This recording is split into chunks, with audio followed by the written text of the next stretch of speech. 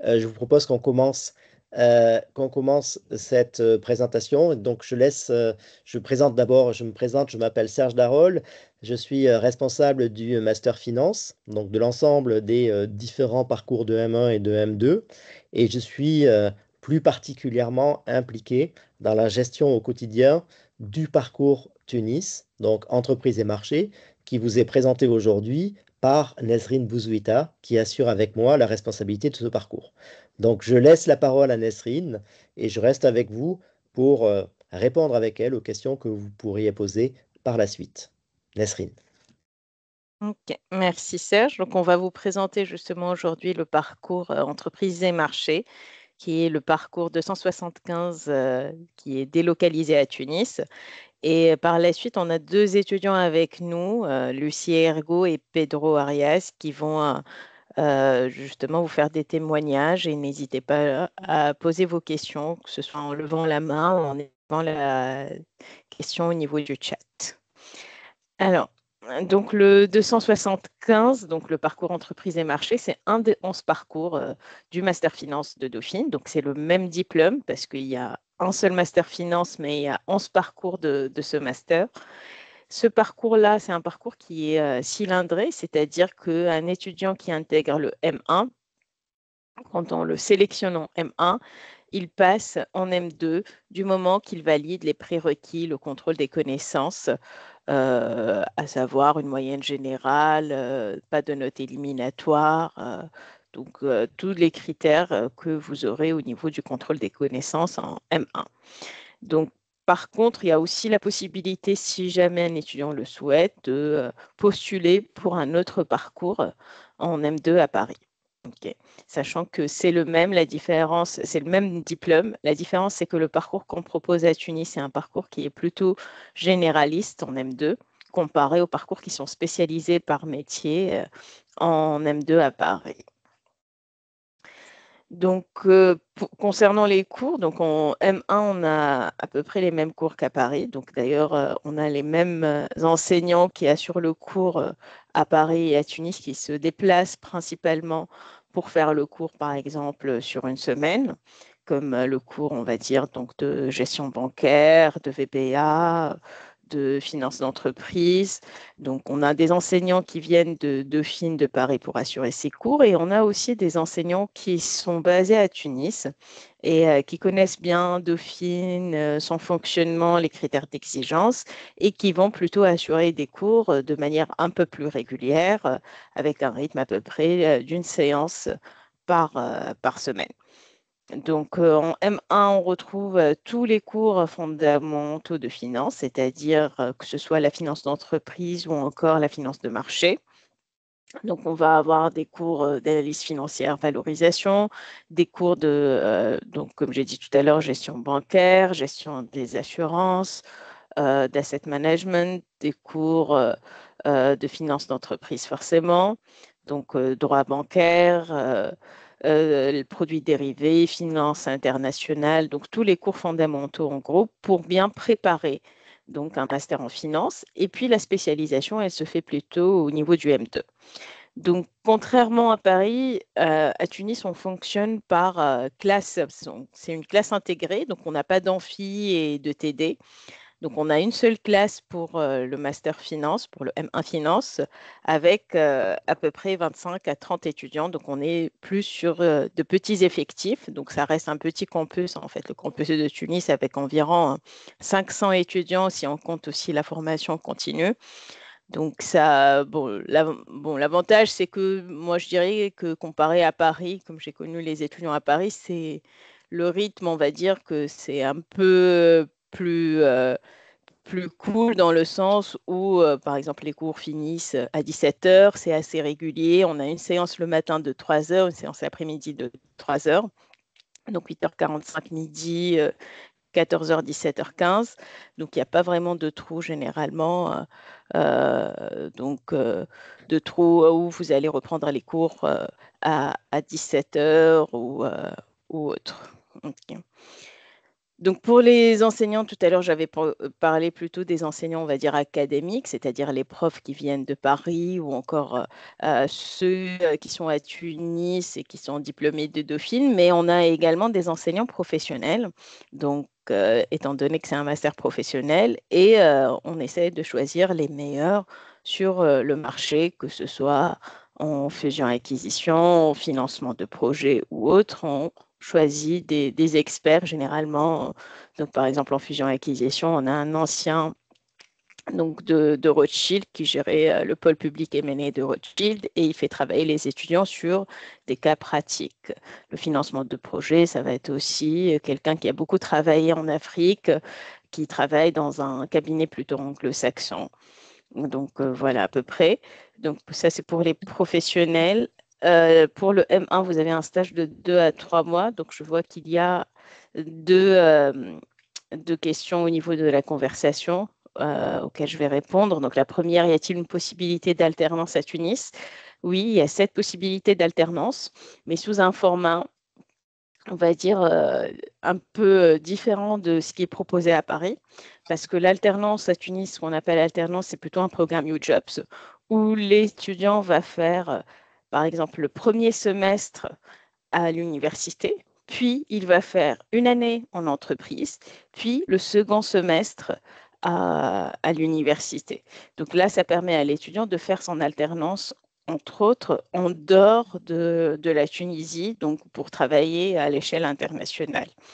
Donc le M1, du coup, ça devient sur 2 ans et non plus sur une année avec un rythme de 2-3 jours. OK. Donc ça, c'est l'alternance qu'on propose justement à Tunis, qu'on appelle le programme UJobs. Vous pouvez consulter justement le site pour plus d'informations ou encore je pourrais vous mettre en relation avec la responsable de ce programme pour vous donner tous les critères associés à ce type d'alternance. C'est juste que c'est sur 2 ans, pas une année, avec une année entière en entreprise et une année à l'université. Deuxième question, est-ce que les prérequis en EIF marcheront-ils toujours pour cette formation pour l'année 2025-2026? Vous êtes actuellement en L2, donc il faut savoir que, bon, comme c'est le même diplôme, on a les mêmes prérequis pour Paris et pour Tunis, donc on suit les mêmes critères, donc ça ne marchera pas pour 2025, donc ça marchera pour la rentrée prochaine, 2025-2026, mais plus pour 2026-2027. N'est-ce pas, Serge, si je ne me trompe pas dans les années? Oui, c'est bien ça. Voilà, C'est-à-dire que si vous on êtes est en en 2025. L3, si vous êtes en L3, ça fonctionne. Si vous êtes en L2, ça ne fonctionnera plus.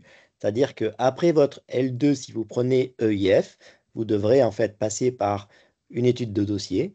Donc, on étudiera votre dossier et vous pourrez rentrer, évidemment, si votre dossier est bon. Si vous choisissez le L3 gestion, là, par contre, vous avez toujours et vous allez toujours pouvoir bénéficier du système des prérequis. Donc, il y a toujours donc, le système des prérequis pour donc, la licence LSO, c'est les 3 prérequis, mathématiques financières, finance et statistiques, sachant que nous, étant donné que c'est un parcours qui est cylindré, l'entretien, on le fait passer en M1, on ne le fait pas passer en M2. Okay, donc, c'est-à-dire que dès le M1, il faut que l'étudiant ait validé les prérequis et il passe un entretien. Donc, il n'y a pas un mémoire à préparer, mais un entretien avec une partie motivation et une partie avec des questions techniques qui dure à peu près 15 minutes. Voilà. Mais si l'étudiant il est admis en M1, forcément, il passe automatiquement en M2, sauf s'il veut changer pour un autre parcours de M2, il doit s'inscrire en césure et postuler ensuite pour un autre parcours de M2. Sinon, il passe automatiquement en M2, comme c'est le cas, par exemple, aussi pour le 203, qui fonctionne donc de la même manière, sachant que les 2 parcours été créés par Yves Simon, donc c'est lui qui avait créé le 203 et le 275 à Tunis, avec un format qui est similaire en termes de mode de fonctionnement. Voilà. Donc ensuite, oui Serge, c'est bon, tu as répondu. Donc EIF, oui, c'est un des parcours qui est proposé à Dauphine. Donc ça, c'est en ce qui concerne le M1. Donc pour le M2, on a 2 spécialités qui sont proposées. On a la spécialité finance d'entreprise, qui est la spécialité, on va dire, la plus choisie actuellement par les étudiants. Et la deuxième, c'est banque, assurance et marché de capitaux. Donc, en fonction de la spécialité que l'étudiant va choisir, il va avoir des cours qui sont obligatoires et des cours qui sont optionnels. C'est-à-dire que s'il va suivre la spécialité finance d'entreprise, il va choisir également trois options de ceux de la spécialité banque, assurance et marché de capitaux. Et inversement. Il faut dire que bon, c'est plutôt, on va dire, orienté finance d'entreprise. La majorité des étudiants choisissent actuellement cette option. Sur les dernières années, on a eu un ou deux étudiants qui ont choisi banque, assurance et marché de capitaux. Voilà. Donc là, vous avez une idée sur les différents cours donc aussi qu'on peut retrouver en M2. Asset management, financement de projet, j'avais dit tout à l'heure. Il y a FinTech, Python. Il y a aussi, on a aussi les séminaires, en plus des cours qui sont fondamentaux aux finances. On va avoir des séminaires qui se déroulent aussi bien en M1 qu'en M2, comme le séminaire actualité économique, où les étudiants vont faire le point sur tout ce qui s'est passé en termes d'actualité à l'échelle nationale et internationale. Donc, il y a une revue de presse hebdomadaire qui est faite et des exposés aussi qui sont présentés. Et ça permet aux étudiants de savoir en fait où trouver l'information. Donc, et d'identifier l'information pertinente qui va justement affecter les marchés. Et donc là, c'est un exercice qui est utile par la suite, surtout pour ceux qui vont faire de l'analyse financière. Donc ça, c'est le séminaire qui est fait dès le M1. Et puis, on a un séminaire aussi métier de la finance où on reçoit des professionnels ou encore on fait des visites d'entreprise pour avoir une idée sur le marché. Et puis, on a aussi séminaire leadership, coaching et team building qui est fait par ailleurs pour le développement des soft skills. OK. Alors, donc, voilà, donc ça, c'est ça. Donc, concernant les évaluations, donc, on est sur le format pour les cours donc, il y a des cours de 15 heures ou de 30 heures. Donc, il y a contrôle continu et examen. Vous pouvez avoir aussi des projets à préparer. Il y a le challenge FinTech également qu'on fait en M2. Donc, en M2, on a un stage de 6 mois. En M1, le stage, il est plus de 2 à 3 mois, sauf pour ceux qui vont poursuivre par la suite avec une année de césure. Donc, la césure, c'est une inscription qui se fait uniquement, on va dire, à Paris. Donc, il n'y a pas les deux diplômes. Il y a des critères de sélection qu'on met en place en M1. Et en fonction de ces critères-là, on valide est-ce que l'étudiant va aller en césure ou pas. Ok. Donc ça se fait à l'issue du M1. Donc ça, c'est quand on s'inscrit en césure, c'est dans une optique de mobilité intercampus, c'est-à-dire si jamais on souhaite faire un M2 par la suite, postuler plutôt pour un M2 qui est à Paris, il faut passer forcément par la césure, mais on a également des étudiants qui font leur M1 à Paris et puis qui vont rejoindre le M2 à Tunis. Donc on est pour cette mobilité. Il y en a aussi qui partent plutôt pour pour la summer school à Londres ou là, à la place du stage de M1 aussi, ça peut remplacer le stage de M1. Donc, on va dire que le pourcentage d'internationaux, il est de plus en plus important. Donc, disons qu'on est à peu près à 25% M1, M2, et on est plus sur le M1 à 40-60%. D'accord, 60% d'étudiants ou 55 plutôt d'étudiants tunisiens, 45 je dirais d'internationaux. Donc, ça crée une certaine diversité au sein de la classe qui est assez enrichissante par la suite pour les étudiants. Alors, il y a une question. Est-ce compliqué d'avoir une césure à Tunis? Je suis Non, en c'est train pas de répondre. compliqué. Ouais, t'es Ouais, en je train de suis en train de répondre. répondre en fait. Le stage de Si tu veux. césure, je pense qu'il parle, c'est ça? Et puis Ouais. l'inscription en césure, donc elle est pas automatique, hein, l'inscription en césure. Donc c'est la qualité du dossier, le projet professionnel qui sont pris en compte pour accepter la césure. Donc si vous avez de bons résultats de M1, si vous avez un projet professionnel cohérent, la césure sera acceptée. Sinon, euh, on vous suggérera, on vous proposera de continuer directement au niveau du M2. Hmm. Après, il faut savoir que, en fait, en Tunisie, la césure n'est pas quelque chose, c'est pas quelque chose de commun, d'accord? Donc la césure, on la retrouve beaucoup en France, mais pas en Tunisie. Généralement, en Tunisie, quand ils vont faire le M1, c'est pour faire par la suite le M2 et travailler après, étant donné qu'on a une forte employabilité. Donc on n'a pas de problème d'employabilité par la suite. Donc la césure n'étant pas vraiment valorisée à Tunis, bah, il vaut mieux travailler directement et capitaliser avec une année d'expérience qui va compter par la suite pour l'évolution professionnelle. D'accord? Donc après, pour le diplôme, le diplôme français, donc parfois la césure, donc elle est utile, entre autres à Dauphine, pour faire un parcours de M2 à Dauphine.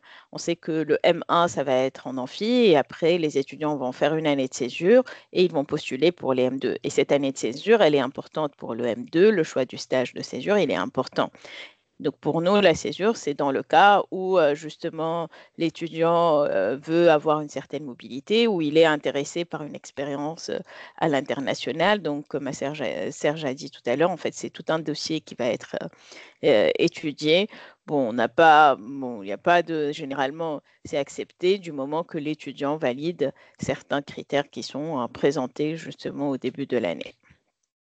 Voilà. Après, il y a une question qui concerne le Taj-Maj.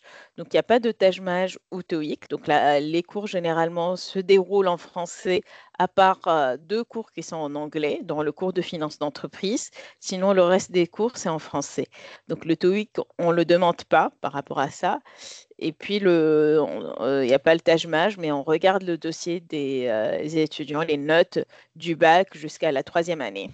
Donc, c'est vraiment les notes qui vont être importantes. Et puis, la lettre de motivation, oui, c'est important parce que pour nous, un étudiant qui veut rejoindre Dauphine, donc il doit être motivé justement pour suivre cette formation d'excellence, mais aussi il doit être prêt à vivre une expérience à Tunis, donc une expérience à l'international. Donc, c'est important aussi qu'on ait des étudiants qui ont une certaine ouverture à l'international. Voilà. Donc, c'est plus, il faut préparer votre dossier avec les notes CV et lettres de motivation. Donc, ce n'est pas le Taj-Maj ou des certifications dont on aura besoin. Mm. Alors, après, concernant, je disais les débouchés, donc on est avec un taux d'employabilité qui est assez élevé. Donc, on a des étudiants qui travaillent aussi bien en Tunisie qu'à l'international, en France. On a également des étudiants qui sont à Dubaï, au Luxembourg.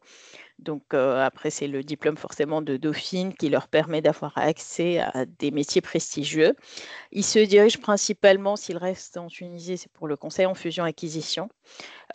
Sinon, ils font de l'analyse financière, du conseil financier, private equity. Donc ça, généralement, c'est les 4 premiers métiers qui sont les plus demandés par nos étudiants. Après, certains, mais ils sont moins importants, je dirais, c'est 1 ou 2 étudiants par an, ils se dirigent vers la gestion d'actifs et généralement, c'est les étudiants qui optent pour la spécialité banque, assurance et marché de capitaux. Voilà.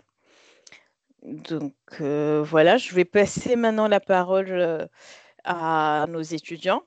Donc, au témoignage, donc on a 2 étudiants avec nous, comme je vous ai dit tout à l'heure. Donc, je vais passer la parole d'abord à Lucie Ergo, qui est actuellement M1 Finance, pour nous faire un retour d'expérience. Alors bonjour à tous. Donc comme Nesrine l'a dit, je suis en M1 Finance à Tunis. Et donc pour vous parler un peu de Tunis, je vais d'abord commencer par vous parler un peu des cours. Je dirais que le grand point positif, c'est le fait qu'on soit en petit comité, puisque on est en classe on est 20 à peu près dans notre classe. Et donc ça permet vraiment d'avoir un esprit de promo, de l'entraide, etc. Contrairement à Paris où c'est un peu moins le cas. On peut aussi facilement poser des questions aux professeurs.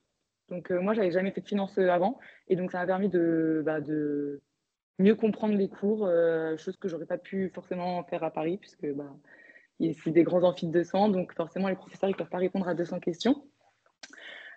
Ensuite, la chose qui m'a le plus changé par rapport à avant où j'étais en université classique, c'est que donc c'est que des amphis, il n'y a pas de TD. Et donc, il y a quand même pas mal de travail perso, pour... Enfin, il n'y a pas d'exercice à faire, en fait. C'est vraiment que du cours. Il y a certains cours où ils nous demandent des exercices à faire pour la séance prochaine, mais c'est principalement ça la grande différence. Et donc, ouais, je dirais qu'il y a quand même pas mal de travail perso, mais bon, ça va. Et aussi, par rapport à Paris, on a des cours en plus. Donc, je pense au séminaire d'actualité économique. Donc, ça, c'est bien parce que ça nous permet de, toutes les semaines, être à jour sur les actualités. Puisque toutes les semaines, on doit faire des revues de presse. Donc voilà. Et ensuite, donc, la vie à Tunis, le point positif, c'est la météo qui change de Paris. Il fait, bon, en ce moment, c'est un peu moins le cas, mais globalement, il fait quand même très beau et chaud. Donc, c'est sûr que ça change quand même de notre vie parisienne ou ailleurs d'ailleurs, mais enfin, voilà. Ensuite, pour ceux qui veulent venir à Tunis l'année prochaine, je conseille quand même de vous mettre en coloc, puisque c'est plus facile pour s'intégrer, même pour... on change quand même de vie, donc je conseille d'être en coloc. C'est plus sympa et c'est plus facile de s'intégrer. Et autre point positif aussi, la vie est pas chère. Donc, ça permet aussi de revenir sur Paris ou ailleurs plus facilement puisque c'est vraiment pas cher, c'est divisé par 3 le coût de la vie. Donc voilà.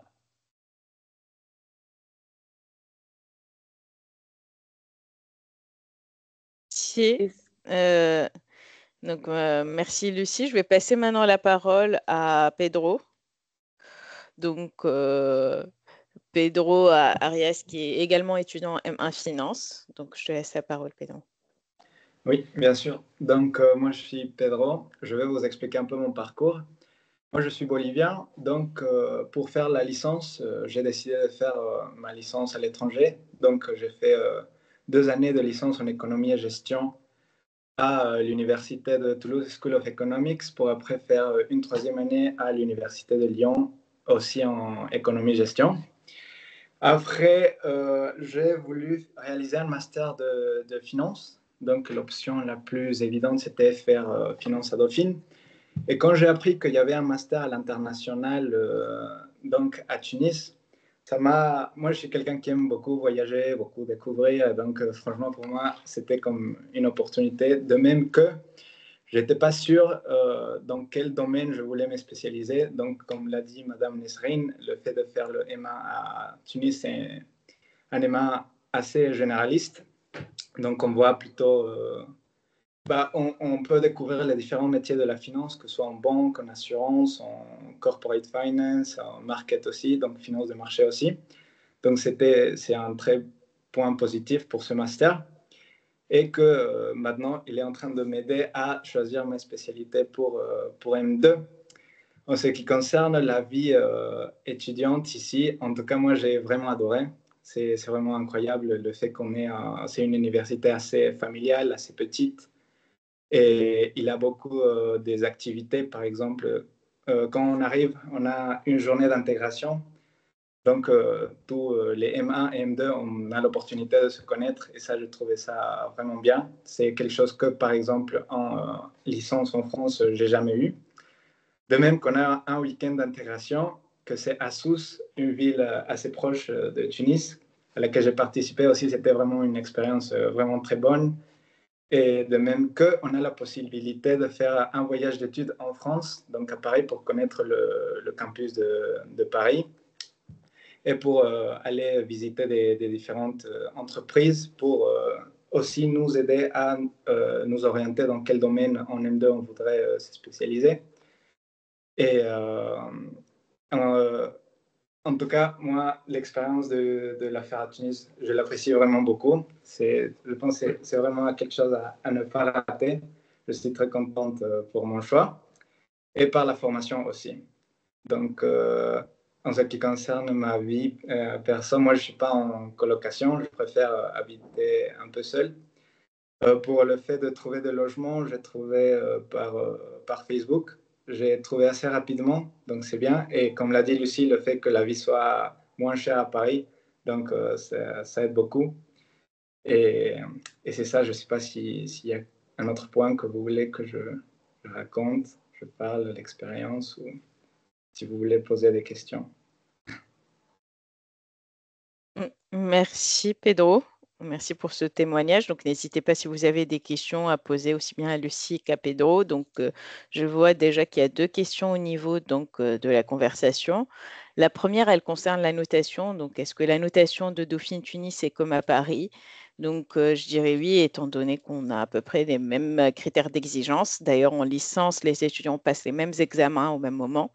Et là, en master, en M1, on a aussi des enseignants, c'est les mêmes qui vont gérer certains cours, donc ils vont donner des examens aussi similaires qu'à Paris. Et ils sont corrigés aussi par les mêmes enseignants. Donc du coup, en termes de notation, on est sur le même système de notation. Après, c'est plutôt, on va dire, le fait, comme a dit Lucie tout à l'heure, d'être dans une petite classe, d'avoir accès plus facilement à l'enseignant pour lui poser des questions, qui fait que on peut être privilégié sur certains aspects. Ça peut nous sembler plus facile à vivre quand on est dans une classe que quand on est dans un amphi, où l'effort qui est demandé pour valider certaines matières peut être plus important parce qu'on n'a pas cette proximité qu'on peut avoir en étant dans un petit groupe. Voilà. Donc après, il y a une autre question qui s'adresse plutôt à Lucie. Donc, quel a été ton parcours avant d'intégrer le M1 Finance à Tunis? Du coup, avant, j'ai fait une licence d'éco-gestion à Assas, une licence classique. J'avais juste fait en plus un diplôme universitaire en ingénierie financière. Voilà. Et quel est votre projet pour le M2 et pourquoi? Je ne sais pas trop encore ce que je veux faire, mais je vais essayer de faire mon année de césure pour déjà avoir de l'expérience. J'aimerais bien justement faire un stage en marché, un stage en corpo pour essayer de voir un peu ce que je préfère. Et je pense candidater à Paris, mais je ne sais pas encore quel master. Enfin, vraiment, je ne sais pas trop ce que je vais faire encore. Et sinon, Tunis me convient aussi. Enfin, il faut juste que je valide mon année quand même. Et voilà. Mais j'ai pas trop, je sais pas trop encore.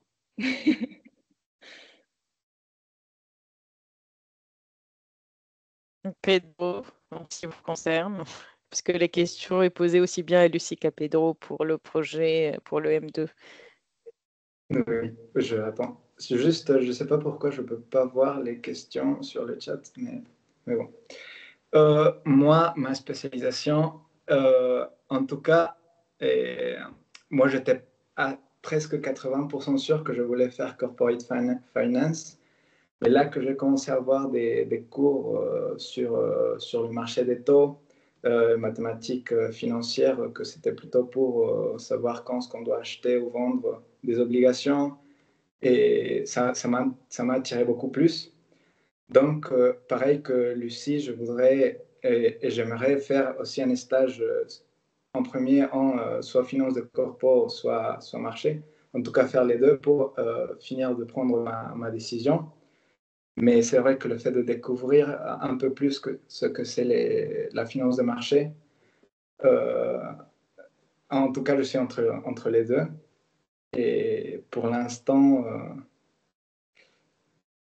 c'est difficile de prendre une décision, mais j'espère l'avoir pour la fin du semestre. C'est ça.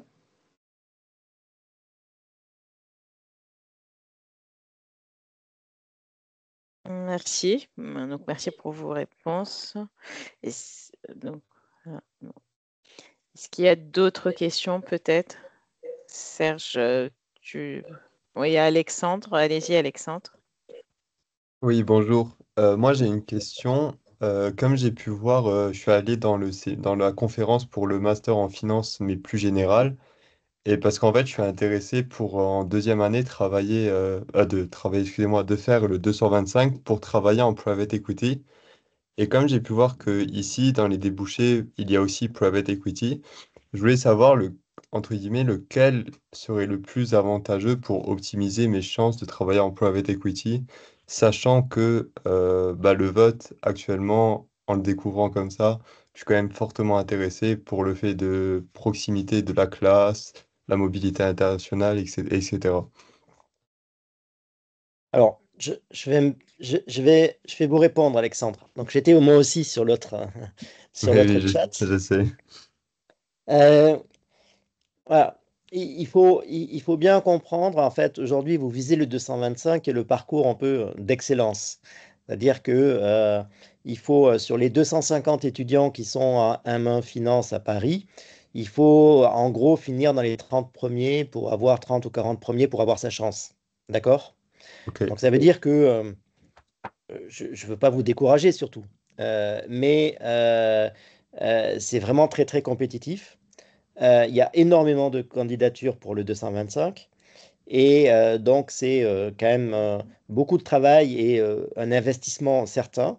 Et donc si vous visez le 225, je pense que la meilleure option pour vous, en toute transparence, c'est de candidater à Paris et de faire le M1 à Paris, puisque c'est là où, en fait, le responsable du parcours de 125 fait son choix en priorité, puisqu'il y avait vraiment beaucoup de candidatures. Ensuite, si votre idée, c'est de faire du private equity, mais pas forcément le 225, là, je vais dire que c'est la question est un peu est un peu plus ouverte. On a un étudiant qui a fait le M2 à Tunis, M2 275, et qui aujourd'hui travaille dans un fonds de private equity à impact. Il a travaillé à la BPI et ensuite il a intégré en fait un RIM Capital qui est un fonds de private equity à impact. Donc, vous voyez très bien que quand que vous soyez à Paris ou que vous soyez à Tunis, vous avez la possibilité en fait de candidater et de trouver des stages dans ce secteur-là. Je parle de trouver des stages. Il faut savoir que dans le secteur du private equity, il y a très peu d'embauches de jeunes diplômés. Il y a beaucoup de stagiaires, mais les fonds ne gardent pas leurs stagiaires. Ils vont recruter des gens qui ont plus d'expérience et donc qui viennent soit du M&A, soit de la finance d'entreprise, mais il est rare qu'un fonds recrute un étudiant, un jeune diplômé sans aucune expérience. En expérience, je parle d'une vraie expérience. Je ne parle pas de stage. L'intérêt de Tunis aussi est de pouvoir en fait s'ouvrir à d'autres horizons. Euh, Vous voyez que le private equity est important pour financer l'activité économique quand les marchés financiers sont peu développés. En Tunisie, vous avez très peu de marchés financiers. Il y a une bourse, mais il y a très peu d'entreprises qui sont cotées sur cette bourse. Donc l'activité de M&A, de private equity et de private debt est une activité qui est très très importante.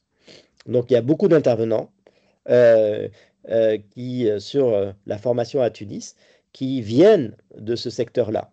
Donc vous avez par exemple en fait des gens de Afrique Invest, qui est un fonds de private equity et de private debt qui intervient sur le continent africain, qui vont aussi en fait faire des séminaires, qui vont venir euh, intervenir sur le campus de Tunis. Donc ça vous donne en fait une ouverture un peu plus internationale sur le métier du private equity, mais pas forcément le métier du private equity uniquement tel que l'on le voit en Europe ou dans les pays développés, mais aussi en tant que vecteur de développement dans les pays en fait qui sont en transition. Parmi aussi, je pense que parmi les étudiants qui ont intégré directement au PE, il y a Aïda Thiam, une ancienne, qui avait rejoint Xeris Invest, que vous pouvez également contacter pour avoir son retour par rapport à ce métier et à la cohérence de la formation par rapport à un travail en PE aussi. Donc, voilà. Très Je bien. mettrai son nom au niveau de la conversation, si vous Oui, voulez. bah, je vous enverrai un mail au pire s'il y a besoin. Et Et moi, Alexandre, ce que je vous encourage aussi, hein, on parle de Paris ou Tunis, vous pouvez tout à fait candidater aux deux. Hein, vous pouvez tout à fait candidater à Paris et candidater ensuite à Tunis. Donc, si vous avez une préférence, et si vous êtes pris dans les deux formations, on va suivre l'ordre de vos préférences. Si par contre, vous n'êtes pas pris à Paris parce que la concurrence est beaucoup plus importante et que vous êtes pris à Tunis, c'est l'opportunité de faire des études en finance sur votre domaine euh, dans un contexte et qui a été décrit par les deux étudiants, Lucie et Pedro, avec nous. Très bien. Et est-ce qu'en termes de préférence, si par exemple je mets du coup le master à Tunis en niveau 1, c'est aussi, enfin, je veux dire, euh, si je suis, je sais pas comment l'exprimer, mais pour les Alors, préférences, Il faut ouais, mettre en je vais, fonction de vos vraies préférences, moi, je dirais. alors, oui, je oui, je suis, vais, je suis Classer d'accord. en fonction de vos vraies. je pense que votre question est un peu plus subtile que ça. Vous êtes en train de dire, est-ce que vous envoyez un signal particulier en mettant Tunis en numéro 1 et Paris en numéro 2, par exemple? Oui, plus ou Alors, moins. voilà, effectivement, euh, on lit, on lit les signaux. C'est-à-dire qu'on va commencer déjà, on a de plus en plus de candidatures, donc on va regarder les gens qui placent Tunis en numéro 1, parce que c'est un signal fort d'intérêt pour le parcours. Donc, c'est ces étudiants-là qu'on va regarder en priorité. Ils vont avoir une sorte de bonus dans la façon dont on évalue, parce que c'est un signal fort pour nous. Après, on va avoir des étudiants qui placent Paris en premier et Tunis en deux. Et en se disant, ben, si j'ai pas Paris, ben, au moins j'ai une solution de repli qui me permet de faire de la finance à Dauphine. Donc, évidemment que vous perdez en faisant ça le bonus, en fait, le signal d'avoir mis Tunis. Mais on a pris des étudiants qui avaient mis Tunis en numéro 2 et on a pris des étudiants qui avaient mis Tunis en numéro 3, en vœu numéro 3. Donc, c'est-à-dire que ça ne vous exclut pas du jeu si vous ne mettez pas Tunis en vœu numéro 1. Alors, comme moi, je m'occupe à la fois de Paris et de Tunis, je sais qui candidate à Paris et à Tunis. Mais normalement, en fait, euh, on, on a l'ordre de vos préférences. On sait si vous êtes un ou si ce que vous avez mis, si on est classé en fait en un ou deux ou trois. Mais par contre, on ne sait pas quels sont vos autres classements. Donc, voilà, moi, je dirais, voilà, si vous hésitez, je pense que il vaut mieux mettre Paris en 1 et Tunis en 2. Si vous avez une préférence très forte pour Tunis et si vous voulez nous envoyer un signal fort, vous mettez Tunis en numéro 1 et ce signal, on va le lire et vous augmentez quand même à la marge votre chance d'être pris sur le parcours. Très bien. En toute transparence. Et comme on n'est pas Alors, très nombreux, on peut discuter. Voilà. Vous voyez la différence en fait même autour de ce webinaire, vous voyez tout à fait la différence oui. entre ce qui se passe pour Paris et ce qui se passe pour Tunis. Pour Paris, il y avait 15 questions qui partaient dans tous les sens. Un peu, voilà, c'est l'avantage. Il y avait 500 personnes ou 450 personnes connectées, donc il y avait beaucoup de questions, mais ça partait dans tous les sens et ça n'avait pas forcément énormément d'intérêt. Ici à Tunis, c'est beaucoup plus calme. On a le temps de répondre aux questions et je pense que c'est exactement en fait ce qui se passe tout au long de l'année. On a beaucoup plus de sérénité dans les études qu'on peut en avoir à Paris. Mm. Oui, je vois bien ça. Alors, pouvez-vous me conseiller, si plus tard je veux être consultante en stratégie financière en cabinet de conseil, quelle spécialité choisir pour le M2, autant pour le master à Tunis que le M2 finance à Paris? Donc, il faut faire de la finance d'entreprise. Donc, vous avez en fait, que ce soit à Paris ou à Tunis, vous avez en fait les parcours de finance d'entreprise qui vont vous orienter plus vers les cabinets de conseil.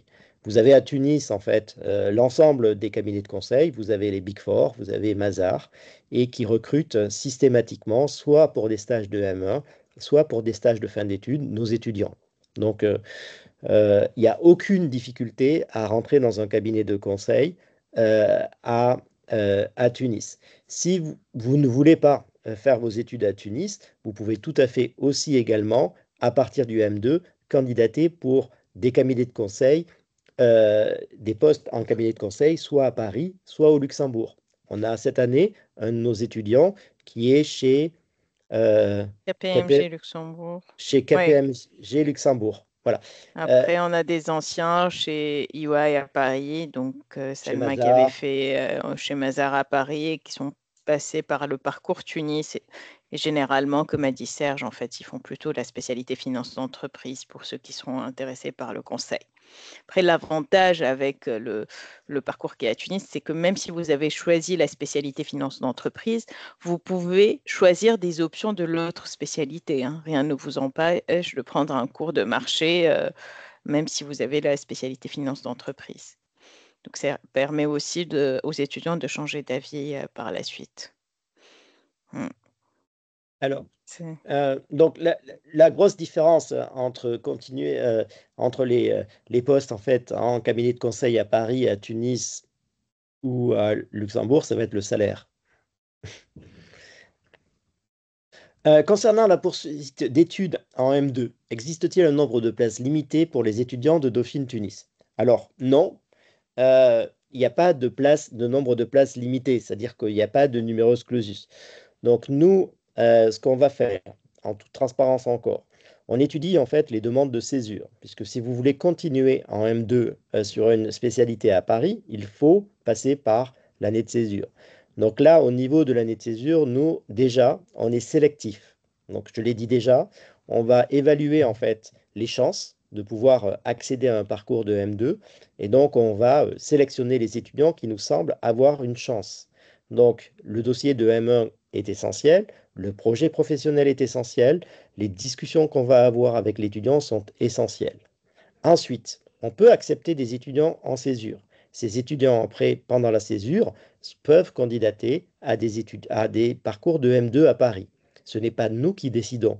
Ce n'est pas moi, en tant que responsable du Master Finance, qui décide l'affectation des étudiants au parcours de M2. Ce sont les responsables de M2 qui choisissent leurs étudiants. Donc, tout étudiant de césure a le droit de candidater à l'ensemble des parcours de M2, que ce soit Paris ou Tunis. Certains étudiants de M1 Paris, après la césure, vont à Tunis.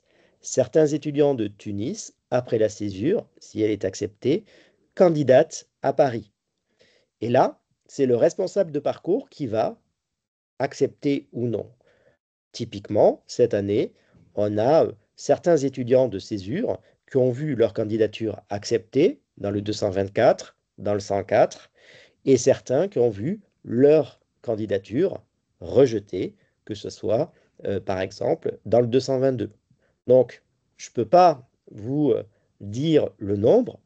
Tous les ans, le nombre est différent. Il y a un étudiant, deux étudiants, trois étudiants qui sont en fait acceptés. Ça dépend à la fois du dossier et ça dépend de la concurrence, c'est-à-dire des autres dossiers, des autres étudiants qui candidatent pour Paris. Exactement. Effectivement, c'est tout un dossier. Et après, moi, ce que je dirais aussi aux étudiants qui veulent faire une césure pour candidater à un parcours de M2 à Paris, c'est qu'il ne faut pas oublier, ils ne sont pas en concurrence uniquement entre eux. Parce qu'on sait, à Tunis, il n'y en a pas beaucoup qui vont faire une année de césure. Mais ceux qui vont faire une césure pour un M2 à Paris, il faut savoir que tous les étudiants de Paris qui étaient en M1 font une année de césure et postulent pour des M2. Ils sont en concurrence entre eux. Donc, vous serez aussi en concurrence avec eux, quoi. Donc, vous serez évalué de la même manière. Donc, il faut prendre en compte les notes, le parcours, les stages, etc. Donc, vous pouvez penser avoir une bonne note avec un 14, on va dire, de moyenne à Tunis. Et après, à Paris, vous avez 20 ou 30 qui ont déjà 16 de moyenne. Alors qu'à Tunis, vu que la classe, on est à 10%, donc vous allez avoir un ou deux qui vont avoir 16, alors qu'il y en a 20 ou 30 à Paris qui ont 16. Donc c'est ça. Donc il faut garder en tête que vous serez également en concurrence avec eux. Mais ouais. La question suivante, est-il possible de rejoindre Paris à M2? Donc je pense qu'on a déjà répondu oui, et les exigences, on les a données. Acceptez-vous des candidatures externes pour le Master 2? Et le cas échéant, quels sont vos critères de sélection pour ce type de candidature? Alors oui, on accepte, comme à Paris, on accepte des candidatures externes. Donc, en fait, on va sélectionner des étudiants qui candidatent en M2 et auxquels on pense, on va donner une chance. C'est-à-dire que Euh, un parcours cylindré, c'est un parcours où vous allez avoir finance d'entreprise 1 en master 1 et finance d'entreprise 2 en master 2. Donc, vous voyez que, en fait, c'est les spécialités, le master 2, c'est les spécialités de matières qui ont déjà été enseignées au niveau du M1.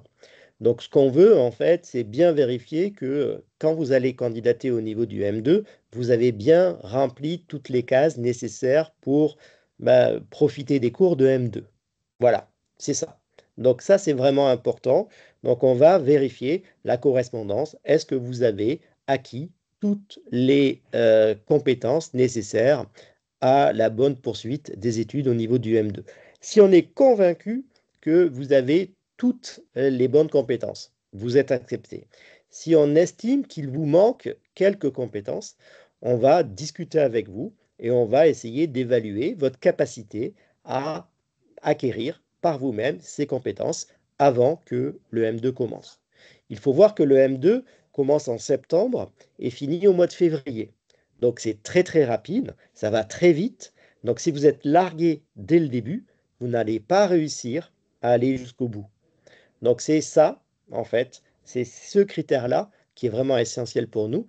Est-ce que vous allez pouvoir enclencher assez rapidement pour pouvoir profiter des 6 mois de cours et donc mériter votre diplôme? Euh, Quel est le nombre de candidats que vous acceptez chaque année Hmm. pour ce programme? Nesrine, je Alors, te laisse la parole. oui, il y a quelqu'un justement qui a répondu, et Awa qui a répondu.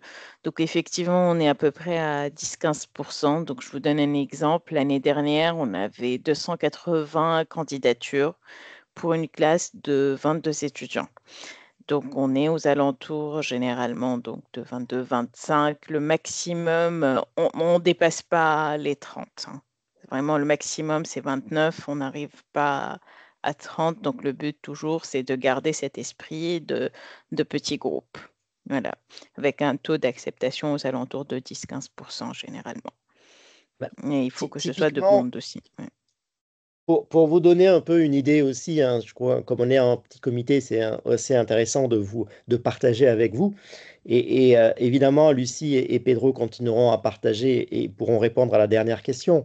Mais typiquement, on accueille à peu près un moitié-moitié, moitié d'étudiants qui sont des étudiants internationaux. Je ne dirais pas français, parce que Pedro, je ne le considère pas comme un étudiant français, mais il fait partie donc des étudiants internationaux hors Tunis et 50% d'étudiants tunisiens. Parmi les étudiants tunisiens, on a des étudiants qui viennent de différentes universités. Et donc, ce qui est important pour nous, c'est de créer en fait une certaine synergie, un certain groupe. Donc, pendant une journée, on va faire comme on fait dans une entreprise, hein, une sorte de séminaire d'intégration où on va utiliser un coach d'entreprise pour que les gens commencent à se connaître, se rencontrer et que des affinités se créent entre les personnes.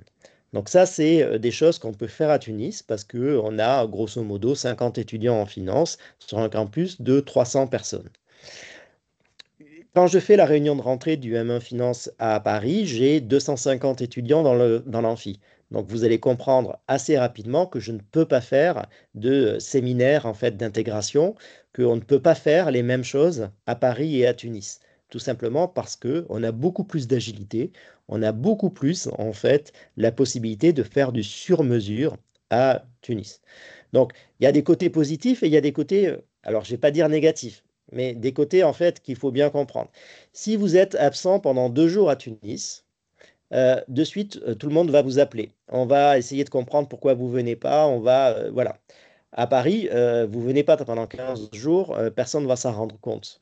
Donc, ça fait partie aussi de la qualité de l'accueil et de l'encadrement et du suivi des étudiants.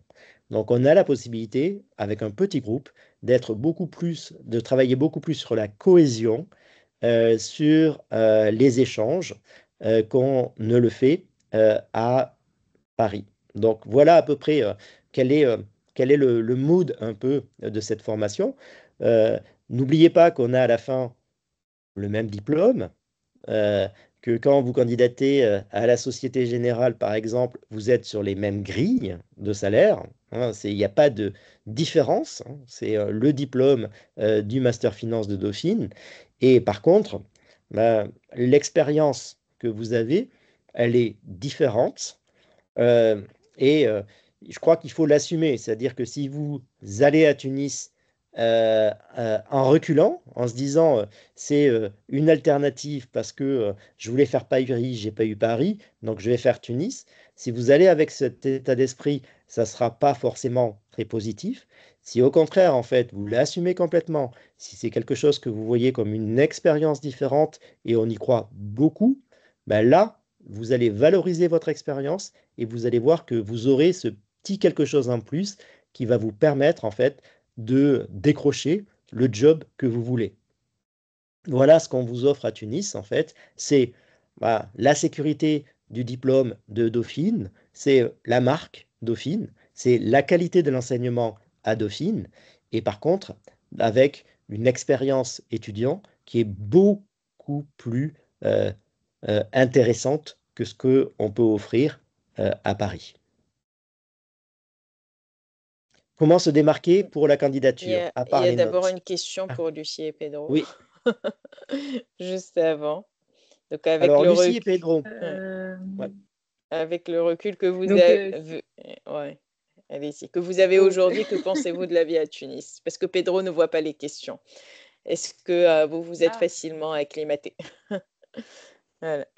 alors pour ma part, oui, je me suis facilement acclimatée. Je pense que c'est aussi grâce au groupe de promo qu'on a. On a vraiment un bon groupe de promo, donc c'est assez sympa.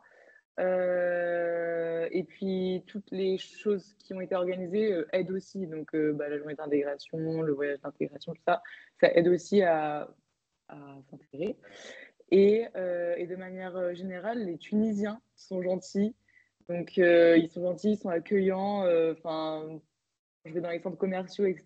Ils ont le sourire. Enfin, donc oui, je suis plutôt bien intégrée. Pour ma part, oui, je pense que je me suis très bien intégré. Dès le premier jour, euh, comme dit Lucie, les personnes sont les Tunisiens sont très, très accueillants. Ils ont tout le temps le sourire. Et surtout, je pense, l'intrigue pour les personnes qui viennent de l'international. Donc, que ce soit dans l'université, par exemple, moi, comme je viens de l'Amérique du Sud, peut-être c'est pas assez souvent de voir des personnes qui proviennent de l'Amérique du Sud. Donc, il y a plusieurs personnes qui venaient me parler, qui voulaient connaître, qui voulaient savoir d'où je suis. Donc, et c'était vraiment bien. Et pas seulement dans l'université, mais même dans la rue. Donc, il y a des personnes qui s'approchent comme ça, ils me disent, mais tu viens d'où? Bienvenue en la Tunisie. Et ce sont vraiment des gens assez chaleureux. Et, et ça, en tout cas, l'expérience, comme l'a dit Serge et Nesrine, on a ce petit plus qu'on est un petit groupe. L'université est à taille humaine, elle est petite, donc tout le monde se connaît. Et il y a plusieurs activités comme la journée d'intégration, le voyage d'intégration, le voyage d'études à Paris. Et, même, je trouve la Tunisie comme un pays assez touristique par les plages paradisiaques, le désert, que j'espère le visiter dans ces vacances qui arrivent. Donc, franchement, je trouve que c'est vraiment une belle opportunité. Et surtout que, comme on l'a déjà dit plusieurs fois, ça reste Dauphine. Ça reste aussi, on a les mêmes cours qu'à Dauphine, même avec des cours supplémentaires. Donc, c'est vraiment une très, très belle expérience. Mais en Merci. tout cas, Ouais, vas-y. n'hésitez pas si vous voulez nous contacter en privé. Si vous voulez, enfin, pour ma part, en tout cas, je sais pas pour toi, Pedro, mais je pense que enfin, tu seras d'accord aussi de Oui, laisser oui. nos adresses mail ou si vous avez des questions, n'hésitez pas. Voilà. Oui, bien sûr. Il y a une question, en fait, comment se démarquer pour la candidature, à part les notes scolaires? Bon, évidemment, on va pas sélectionner par les notes et pour les notes, hein. Les notes, ça nous permet de savoir si vous allez résister au traitement qu'on va infliger aux étudiants qui rentrent dans le programme. On sait que c'est un programme qui est exigeant, mais on a besoin, en fait, d'élever le niveau pour avoir un niveau identique, que ce soit à Paris ou à Tunis. C'est le même diplôme à la fin, donc il faut passer par les mêmes épreuves. Donc, on regarde les notes, évidemment. pour valider que ça ne va pas être trop difficile pour vous. Alors, comment se démarquer? Ben, c'est un programme à l'international. Donc, là aussi, on ne se cache pas, hein. Si vous n'êtes, voilà, si on voit dans votre dossier de candidature que vous n'avez jamais bougé, que vous, voilà, que vous n'êtes pas forcément attiré par une expérience à l'international, on va se poser des questions. Si par contre, on voit et on ressent dans votre lettre de candidature ou dans votre CV, dans les échanges que vous avez pu avoir, mais que vous avez vraiment pardon, cette fibre pour, voilà, pour bouger, pour aller des expériences. Et si vous êtes voilà, sur l'aventure, ben là, automatiquement, ça va nous plaire. Parce qu'on sait que vous allez vous adapter. Il ne faut pas se leurrer. Tunis, c'est pas aller faire ses études à Londres. Il n'y a pas des résidences étudiantes qui sont prêtes, il suffit de payer et puis on est accueilli dans une résidence étudiante. C'est la débrouillardise. Vous allez avoir plein de gens qui vont vous aider, mais il va falloir quand même voilà, rentrer dans cette démarche-là. C'est hyper intéressant, c'est hyper valorisant, mais voilà, il faut aimer. Il faut aimer Pedro. Voilà, il est parti de la Bolivie, il est venu faire ses études en France. On se dit, voilà, ça a marché. Et puis maintenant, il veut aller à Tunis. Ben, ça va marcher. On ne s'inquiète pas énormément. Pour Lucie, c'est pareil. Il y a dans son dossier des éléments qui ont fait qu'on s'est dit, il n'y a pas de souci, c'est une personne qui va s'adapter. Et donc, c'est ça qui va vraiment vous permettre de vous démarquer. C'est-à-dire que soit vous avez fait des expériences de mobilité internationale, soit, même si vous n'en avez pas fait, vous êtes capable, dans votre lettre de motivation, de nous expliquer que c'est quelque chose que vous attendiez, vous n'avez pas eu la possibilité de les faire. Là, on vous offre la possibilité de faire cette mobilité internationale, d'avoir cette expérience à l'étranger, et donc vous êtes partant. C'est ça qui va vous démarquer. Alors, concernant les candidatures à Tunis, lettres de motivation et de recommandation, elles doivent être adressées à Madame Bouzouita.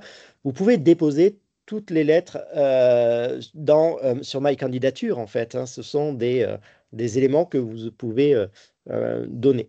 Alors, il y a des choses aussi, si vous voulez compléter le dossier, vous pouvez vous adresser à Nesrine, évidemment. Voilà, on a eu 250 quand même, 280 candidatures, quelque chose comme ça. Donc c'est quand même, ça commence à faire beaucoup. Mais on peut les gérer un peu au fil de l'eau, chose qu'on ne peut pas faire à Paris avec plus de 2000 candidatures. Pour le M2 Tunis, beaucoup d'étudiants internationaux souhaitent poursuivre à Tunis. C'est-à-dire, En fait, nous, la sélection, elle se fait principalement en M1. Après, il y a quelques places pour le M2. Mais il y a beaucoup du M1 qui vont poursuivre directement en M2. D'accord? Après, en termes d'étudiants, est-ce qu'il y a beaucoup d'étudiants internationaux? Ça dépend. Il y a quelques-uns qui restent du M1 jusqu'au M2. Après, là, cette année, on a 2 du campus de Paris. L'année dernière, il y avait aussi il y avait Sciences Po, le M Lyon, le campus de Paris. Donc, il y en a quelques-uns. Après, il faut savoir que le nombre de places aussi en M2, généralement, c'est moins que le nombre de places qu'on a en M1, hein. Donc, voilà. alors Awa nous dit que elle a énormément voyagé, vous avez fait 2 stages à l'étranger, votre famille est partout. Oui, ben voilà, c'est typiquement en fait le type de profil qu'on va chercher. Vous allez a priori pas avoir de difficulté à vous intégrer, à vous adapter en fait à l'environnement d'un pays différent. Et donc ça enlève pour nous un certain nombre de questions. Après, il y a le dossier aussi. Voilà, donc c'est important. On ne va pas prendre des gens uniquement. J'ai insisté sur le premier webinaire. Il y a un aspect théorique qui est très très important dans la formation. Le M1, c'est très dur parce que on va demander aux étudiants en fait de se former en fait à toutes les bases théoriques de la finance, que ce soit en finance de marché et en finance d'entreprise. C'est important d'avoir cette culture générale en finance et donc ça demande énormément de travail. Voilà. Donc il y a l'aspect international, il y a l'aspect je m'adapte, mais il y a aussi j'ai les bases qui vont me permettre de profiter de la formation. Quentin, je suis actuellement en Master 1 à Montpellier Business School et j'hésite entre deux spécialisations pour mon M2, le parcours contrôle, comptabilité, audit ou le Master Finance de MBS. Mon objectif est ensuite de candidater directement en M2 sur le campus de Tunis. Lequel de ces deux parcours serait le plus adapté? Finance. Bah, moi, je dirais plutôt le Master Finance. Ouais. Non? Oui, c'est ça. Ça va être plus Ah, adapté parce que CCA, il va être plus orienté en fait comptabilité audit. Je connais pas en détail personnellement le M2 à CCA de Montpellier Business School, mais après, il se peut qu'il manque quelques cours liés à la finance, comme finance internationale, mathématiques financières, ce type de cours, produits dérivés, tout ce qui est lié un peu à la partie marché qui peut servir pour un étudiant qui va faire un M2 en finance. Alors que CCA, ça va être plus orienté audit, comptabilité, contrôle de gestion, quoi. Donc voilà, moi je dirais plus comme Serge, plutôt finance que CCA.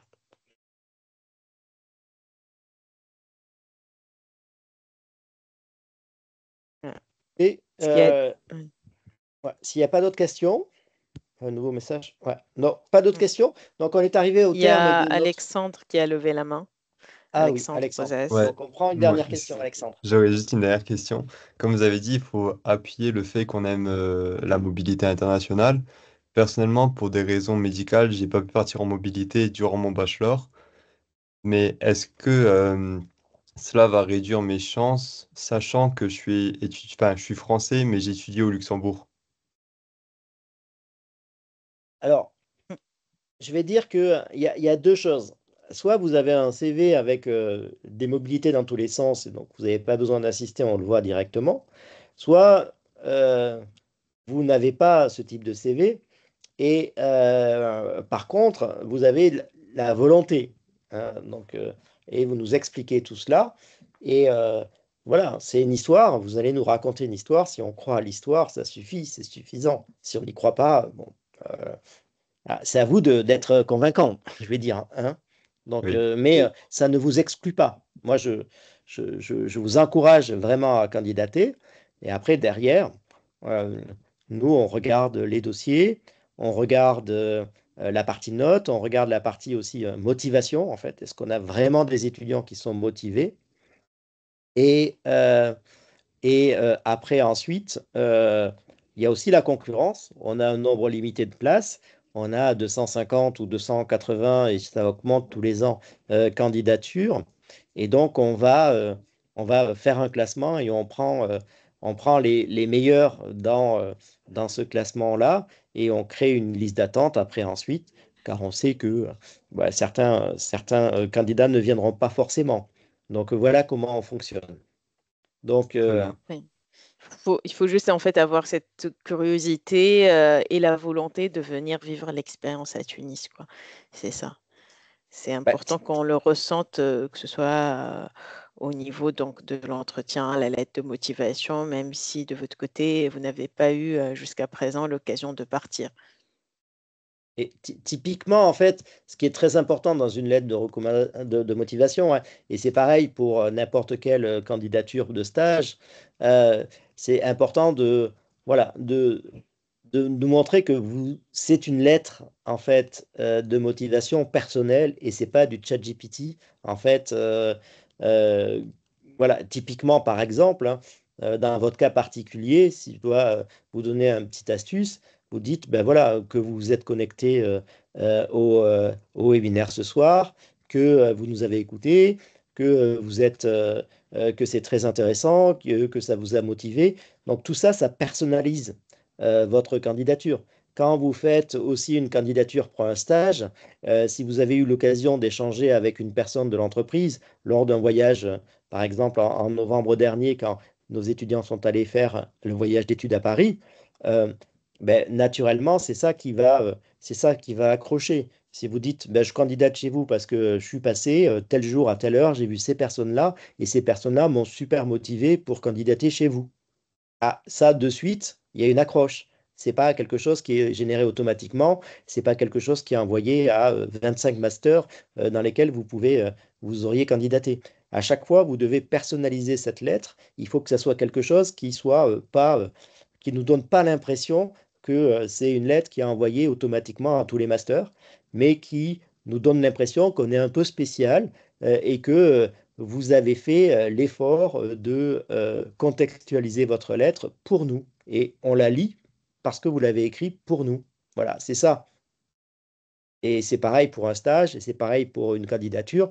Pour n'importe quelle candidature, il faut que la personne à qui vous vous adressez ait l'impression de vraiment, en fait, être quelqu'un de spécial pour qui la lettre elle a été écrite. Et donc, typiquement, il faut dire, bah, voilà, je vous ai écouté et j'ai aimé ce que vous avez dit et ça m'a motivé. Et voilà, maintenant, aujourd'hui, je suis passé à l'acte, je candidate, voilà tous les éléments de mon dossier, jugez-les. Et si vous pensez que ma candidature est bonne, ben, je serai très heureux de venir à Tunis pour suivre la formation. Voilà, je vous ai fait la lettre de recommandation, de motivation en plus. Donc, vous voyez. Oui, je comprends, je comprends. Je vous remercie en tout cas. Voilà. Euh, Bon, mais je crois que là, cette fois-ci, on est bon. En tout cas, merci beaucoup pour la qualité des échanges qu'on a pu avoir. Merci à Pedro et à Lucie aussi. C'est important d'avoir des étudiants qui sont avec nous, embarqués. On ne les cache pas, on les montre, on en est fiers. Et merci à Nesrine aussi pour la présentation. J'espère que on aura vos candidatures. On commence un peu à vous connaître déjà à travers les échanges qu'on a pu avoir. Et en tout cas, on vous dit à bientôt, que ce soit à Paris ou à Tunis en tout cas. C'était intéressant pour nous d'échanger. Voilà, merci. Merci. Donc, et n'hésitez pas, je vous ai mis l'adresse du Master Finance Dauphine Tunis si jamais vous avez des questions ou autres pour avoir des informations. Ben, merci et à bientôt. Bonne soirée. Au revoir. Merci, au Au revoir. revoir.